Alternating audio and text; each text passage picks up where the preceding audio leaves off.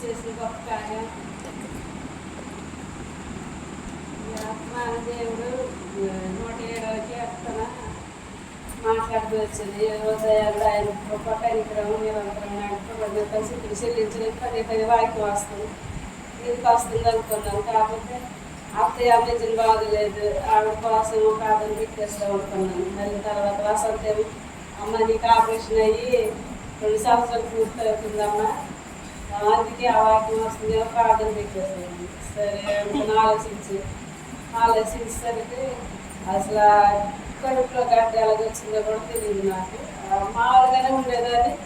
కాకపోతే అసలు అందులో నీకు పట్టెత్తుగా ఉందంటే ఎందుకు ఉండదు, పట్టెత్తుగా అత్మానం తీసుకోవాలి, ఎట్లా పని ఏం లేదుగా ఇంటికి కొడుకుంటే పక్క పెరుగుతుంది అంతేని అందరు గదలు పెట్టేదాన్ని.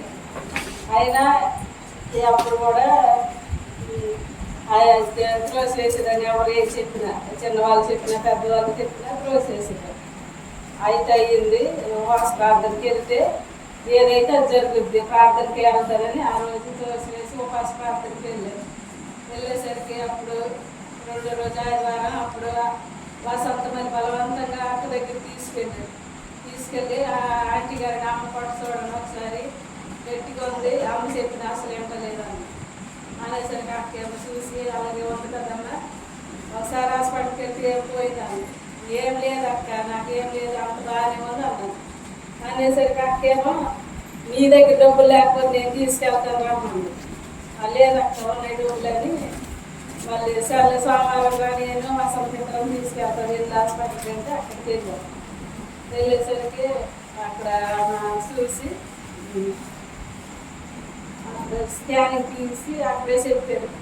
అక్కడికి నా ముందులే చెప్పారు ఏంటి పొట్టలో పెద్ద గడ్డ ఉంది, ఏదో క్యాన్సర్ ఉంది అని చెప్పేసరికి అక్కడ నేనే వసంత క్యాన్సర్ పడుతున్నా. నాకైతే ఏ భయం లేదు, నాకేం లేదు, వాళ్ళు అలాగే అంటారు ఏదో ఆవిడకి తెలవదు అని నేను అనుకున్నాను. అనుకునేసరికి అక్క వసంత డబ్బులు కూడా కలిపి తీసుకెళ్ళాను 2,000 అంత అయింది.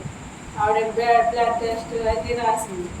సత్తిపల్లి వెళ్ళి ఒకసారి మళ్ళీ టెస్టులు చేయించున్నామా, తీసుకొస్తే నేను ఆపరేషన్ చేస్తాను అనేసరికి మళ్ళీ ఇంటికి వచ్చి మా వాళ్ళకి చెప్పేసరికి మా వాళ్ళు ఏమో మా మమతలు మా చెల్లి వచ్చి ఇంకో చెల్లి అక్క ఒకసారి వెళ్తే బాగుంటుంది అదని వీళ్ళు బలవంతం చేసేసరికి సర్లే ఎక్కడికి వెళ్ళాలంటే రోజు అక్క వచ్చింది. మరి సర్లే గర్భిడిలో ఉండి రోజు అక్క వచ్చి ఆవిడేం చెప్తుంది వసంతే మళ్ళీ ఆవిడ కలిసి ఆవిడ ఎందుకు చూడటానికి వచ్చింది. వచ్చేసరికి అక్కేమో 91కి అత్తను చదివించి బుజ్జి ఒకసారి నాగేశ్వరరావు ఇలాగే ఉంది అక్క ఇదివరకు కూడా ఉంటే నాగేశ్వరరావు ఆవిడ దగ్గరికి వెళ్తే తగ్గిపోయిందంటే మళ్ళీ తీసుకెళ్ళింది.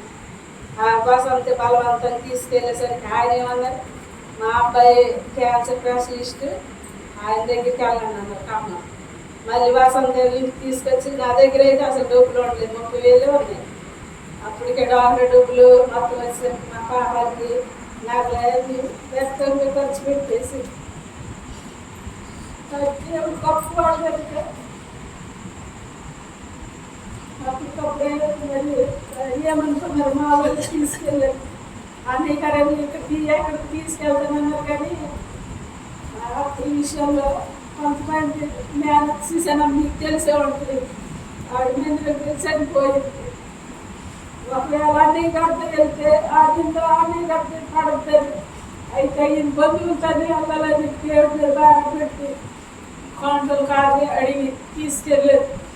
ఆ రోజు మరి ప్రార్థన చేయించాలంటే అసలు ఏం లేదు. వీళ్ళు ఏలగుంటుందా కిందల కాడలు పోవాలి అక్కడ ఉంటారు తీసుకెళ్ళారు. సగం దాని నుంచి వాంతులు అప్పుడు మరి ప్రార్థన చేయించాను అన్నయ్య గారు చేతండి. అన్నయ్య గారి మీద ప్రార్థన చేసి ఫోన్లు ఏమవుదమ్మా పెళ్లి కష్టం చేయించండి అని అలాగే తీసుకెళ్ళారు. కొడుకు వాంతులే అలాగే వెళ్తుంటారు. అప్పుడు అక్కడికి వెళ్ళేసరికి మధ్యాహ్నం 2 గంటలు అయింది. ఆయనేమో మరి కష్టం పంపించేసరికి గమ్ముని చూసి ఆయన నాగేశ్వరరావు అబ్బాయి ఎవరో ఆయన పంపించేసరికి అన్ని రెస్ట్ చేసేసరికి 15,000 అంతా అయింది అక్క అన్నారు. ఆయన చూసేసరికి ఆవిడ మందులకు చూసింది. ఆయన చూడండి పోస్ట్ ఎంత ఎలాగుంటే ఎంత నిర్లక్ష్యం చేశారమ్మా అని చెప్పేసరికి వీళ్ళేమో టెన్షన్ పడిపోతున్నారు. మళ్ళీ ఆయన వచ్చి చూసి ఏమవుదమ్మా నేను చేస్తాను, ఎందుకన్నా పెద్ద ఘటన చేశాను, నేను రాత్రి చేసిన ఒక ఆపరేషన్ అన్నారు. మళ్ళీ వీళ్ళేమో మళ్ళీ అంత తీసుకొచ్చేద్దాం, ఇప్పుడు ఉంటే మళ్ళీ ప్రమాదం అన్నారు.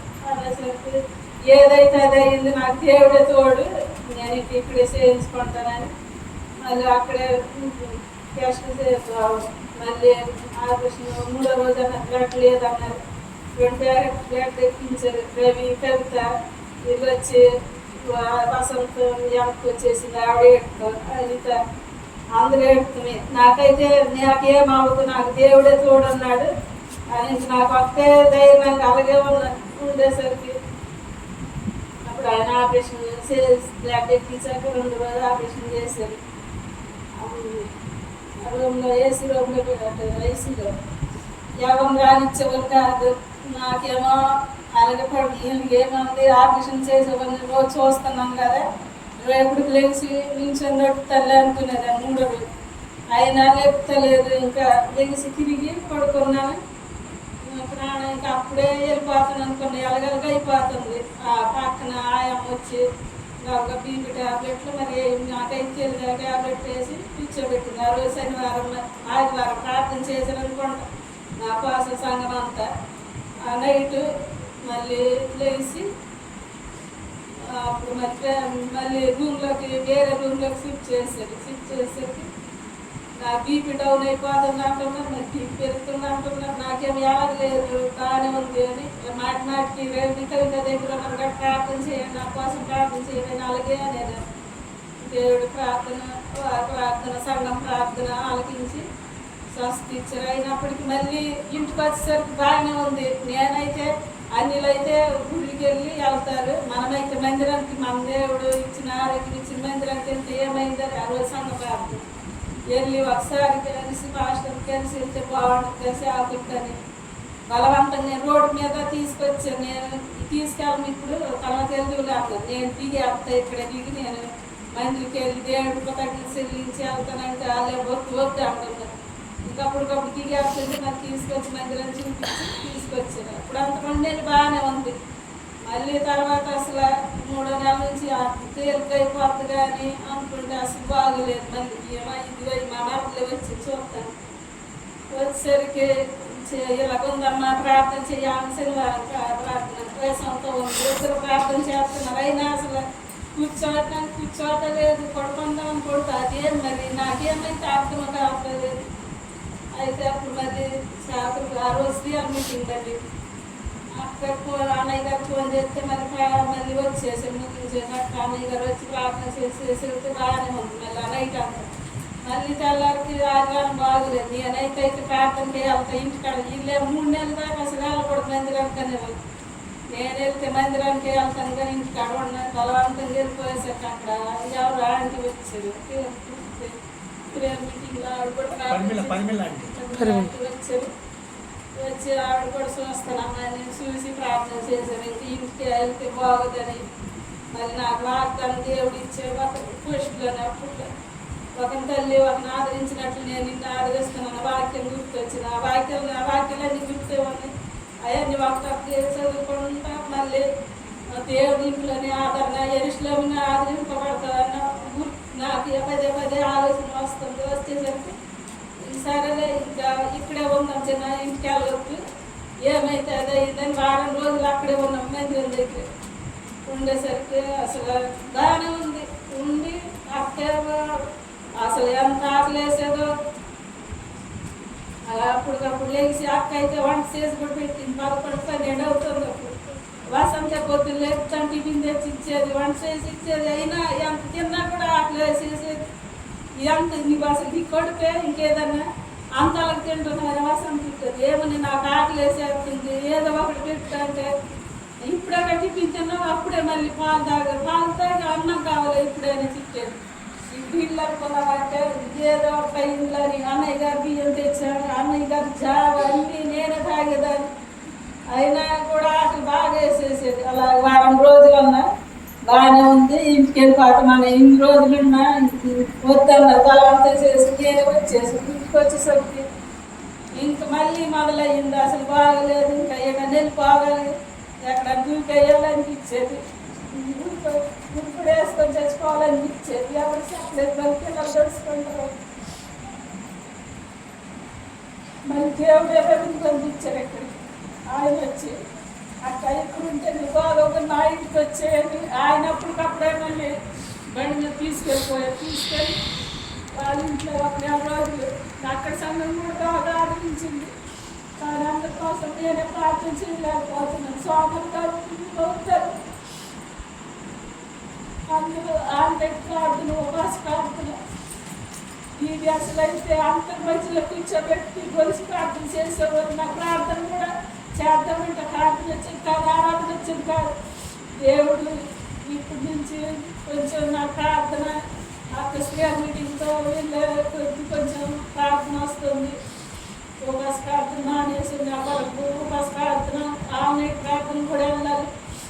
బంధువుల వైపు చూడకుండా దేవుని వైపు చూసి నడిచేటట్టుగా నా కొరకు, నా కుటుంబం కొరకు ప్రార్థన చేయండి. దేవుడు ఇంకా గొప్ప కార్యం చేసి ఇంకా ఉంది.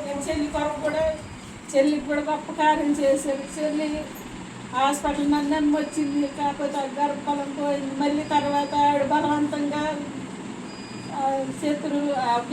మంత్రికుల దగ్గర తీసుకెళ్తానని బాగోలేనప్పుడే వాళ్ళు పురుకొలిపారు. అయితే నేనైతే రాను, మొదటే నేను అక్కడికి వెళ్ళనని 40,000 తీసుకున్నాడు రామారావు విషయంలో. తీసుకునేసరికి నేనేమో అంత డబ్బులు తీసుకున్న దేవుడే నాకు తోడై ఉన్నాడు. నేను అయితే రాను, చచ్చిపోయిన నా ఇంటికాడే ప్రార్థనకి వెళ్తానని. మళ్ళీ అప్పటి నుంచి వెళ్ళకోకుండా చెల్లేమో రాక్క అని మర్చి పెద్ద మరదలు నేను మా చెల్లి ఇద్దరు ఎక్కడో తీసుకెళ్ళారు. అయితే అయింది ఆలికల సువార్త చెప్తానని ఇంటికాడ. ఇంకా ఆపరేషన్ అయ్యి 3 నెలలు కూడా అవ్వలేదు. మోకాల మీద ప్రార్థన చేసాం 1 గంట. అంజిబాబు వచ్చి రాక్క అని ఆయన. నేనైతే రాను చిన్న, నేను ప్రార్థన చేస్తానని అయితే అయింది. ప్రార్థన చేసి బయలుదేరుతా, ఏదైతే అది అయిందని 1 గంట మోకాల మీద ప్రార్థన చేసి వాళ్ళు బయటే తిరుగుతున్నారు ఇటు అటు. అయితే నాడండి ఇప్పుడు ఆ పోత వైద్యుడు నేను సువార్త చెప్తాను, దేవుడు నా ద్వారా అతనికి చెప్పలేమో, అందుకే అలా వేరేకిస్తున్నాడేమో నాడండి అని అప్పుడు బలవంతంగా బయలుదేరి వెళ్ళిపోయేసరికి దేవుని కృపను బట్టి వాళ్ళు రాకోకుండా మా చెల్లి మరదు గౌరంపేట సేవకుడి దగ్గర తీసుకెళ్ళారు. ఆయన ప్రార్థన చేసి అసలు ఆ విగ్రహాల దగ్గరికి వెళ్ళకూడదమ్మా, మాంత్రికుల దగ్గరికి నువ్వు ప్రార్థనకి వెళ్తున్నావు కాబట్టి నీ సంఘానికి వెళ్ళిపో, ఏమవుదని వాళ్ళు ప్రోత్సహించి పంపించేశారు. చెల్లి కోసం అని వెళ్తానని వెళ్ళేసరికి చెల్లి కూడా కొంచెం దేవుడిని నమ్ముకొని ఆవిడ కూడా ఇప్పుడు పాప, ఆవిడని కూడా తీసుకురావాలనుకున్నాను కానీ తీసుకురాలేకపోయింది. చిన్న సాక్షి దేవుడికి మీరు వచ్చినందుకు వందనాలు. మీరు వచ్చినందుకు అందరికి వందనాలు. దేవుడు చేసిన కార్యం నా పట్ల, నా కుటుంబం పట్ల. ప్రార్థన చేసుకుందాం. రవి చివరి